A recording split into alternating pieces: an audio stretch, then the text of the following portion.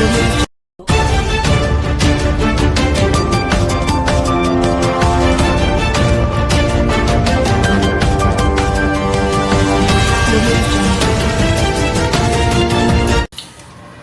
నేను మీ ఈశ్వర్. ఈ 6 న్యూస్కి స్వాగతం. వార్తల్లోని ముఖ్య అంశాలు: అక్రమంగా తరలిస్తున్న రేషన్ బియ్యాన్ని పోలీసులు తనిఖీల్లో భాగంగా పట్టుకున్నారు. షామర్పేట మండలం పరిధిలోని ఔటర్ రింగ్ రోడ్ వద్ద పోలీసులు తనిఖీ చేస్తుండగా అటుగా వస్తున్న ఏపీ 23U5899 గల నెంబర్ అశోక్ లేలాండ్ లారీని అనుమానంతో పరిశీలించగా అందులో 24 టన్నుల రేషన్ బియ్యంను గుర్తించి లారీని పట్టుకున్నారు. డ్రైవర్ ఎస్కే సర్దార్, క్లీనర్ చంద్రంలోను అదుపులోనికి తీసుకుని విచారించారు. ఈ బియ్యాన్ని వారి ఓనర్ మహమ్మద్ మజార్ మరియు బలిజే మహేందర్ సూచనల మేరకు సిద్దిపేటకు చెందిన శశికుమార్ వద్ద డెలివరీ చేయడానికి తీసుకువెళ్తున్నట్లు అంగీకరించారు. దీంతో సాక్షుల సమక్షంలో పోలీసులు వాహనము బియ్యంని స్వాధీనం చేసుకొని పౌర సరఫరాల విభాగానికి అప్పగించారు. ఈ మేరకు షామర్పేట పోలీసులు కేసు నమోదు చేసుకొని దర్యాప్తు